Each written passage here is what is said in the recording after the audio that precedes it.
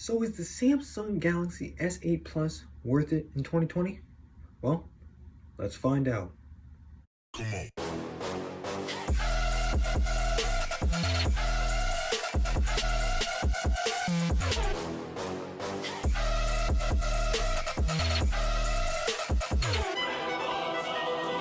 So the Samsung Galaxy S8 Plus was released in early 2017 and was the flagship Samsung of the year. But the question is, how does it hold up in 2020? So I've been using the Samsung Galaxy S8 Plus as my daily driver for almost a week to determine if this is a worthy smartphone in 2020 and one you should buy. So I'm going to go through the positives and negatives of this smartphone. So let's start with the positive. The design. The design of the Galaxy S8 Plus is very modern. You have a pretty decently sized 6.2-inch Super AMOLED display on the front. And it's glass on the front, glass on the back, wireless charging. You have USB Type-C on the bottom, fast charging. You've got literally every feature you ever want. A fingerprint scanner, which, most are in the display, but this, you have it. Your micro SD on the top to expand your storage. And on the bottom, you get a headphone jack, which is a rare port in today's smartphones. Talk about this display. Now, as I mentioned, it's 6.2 inches, Super AMOLED display. And Samsung makes some of the best displays on mobile phones, period. And I have to say, this is one of the best displays I've ever used on a smartphone. 1440p, 6.2-inch goodness. It's beautiful. It spills over the edge. And in my opinion, it beats any new iPhone to this day. It has a better display than the iPhone 11 Pro from 2019. And this was released back in 2017. And it's such a beautiful display. You have no notch interrupting anything. And it's great. Colors really pop. And the contrast is really high on this display. And as I've said before, it's actually beautiful. Let's talk about software. Now, this phone in particular has Android Nougat on it. And I haven't been able to update it because I haven't got an update. See, Android 7.0, 8.1 Samsung Experience version. And it was last security patch was April 1st. So, it's really outdated at this point. But, if you do plan on buying an S8, you will have the option for One UI.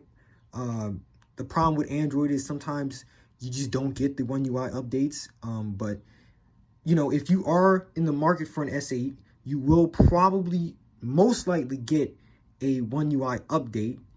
If not, you can call your service provider and they could probably send you one. And this smartphone on One UI can keep up with the big boys like the S20 and the S20 Plus and what have you. Department, you won't get One UI 2.0. Now, to a lot of you, that won't matter, but to us tech enthusiasts, that will. This phone will stop receiving updates very soon. It's not like iPhones that receive iOS updates 4 or 5 years after the phone is released. This one is at the end of the road. But again, for the price you're paying, around $150 to $200, I think you get the complete package. Very snappy day to day. You can do whatever you got to do. It's very snappy and everything flows through. Very snappy. Opening messages are very snappy. Everything it's a breeze. Now, is it going to be as powerful as the newer Galaxies or iPhones? No, but it doesn't have to be. This thing is still snappy for everyday usage and will get you through a day. Con of this device, though, is the battery. Now, this has a 3,500 milliamp hour battery, which may not sound big now, but it kind of, it was mediocre when this phone was released. And I don't blame Samsung for doing this because if you remember the Note 7 incident, exactly, I'm not going to get into it, but we all know that. They went safe and put a smaller battery in it because, they don't want their phones to go boom. You know what I'm saying? I don't blame them for that, but that's just something if you're looking into buying this phone, the battery life isn't the best. This device is the fingerprint scanner location. Now, the location for the fingerprint scanner is next to the camera, as we know. And with people with smaller to medium-sized hand, this is a reach. Now, I have to physically strain my hand to go to the fingerprint scanner. And if you're holding it like this, like most people, with your pinky underneath the phone, you've got to physically move your hand up, scan it, and then go back down. To solve this problem by facial recognition. But my facial recognition has been hit or miss. It doesn't work sometimes. As you can see, it's scanning my face, and I'm perfectly in the frame, and no face is detected. It might just be a me problem, but it's been struggling to find my face for a while, and I just end up using the fingerprint scanner in the first place. So argue that you can use iris scanner, which is much better than the facial scanner in my opinion, but I have glasses, so the iris scanner doesn't work that well with glasses, so it doesn't make any sense to use it because I need my glasses to see. So why would I take my glasses off to unlock my phone every time? So at my point, the fingerprint scanner is basically the only biometric I can use for this phone right now, which is fine, but, you know, just something to consider. But not least, let's talk about the camera. Now, we do have a 12 megapixel sensor, and it's only one camera. We don't get a telephoto or ultra wide. In the world of quad camera and triple camera setups, one camera sounds mediocre, but again, you've got Bixby vision. I'll get to Bixby in a minute, but the camera isn't too bad.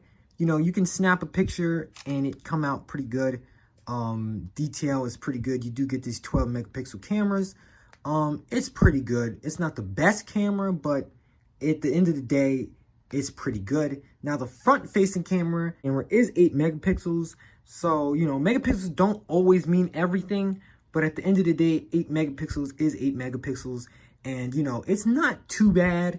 It gets the job done, but the front-facing camera is not the best camera on the market.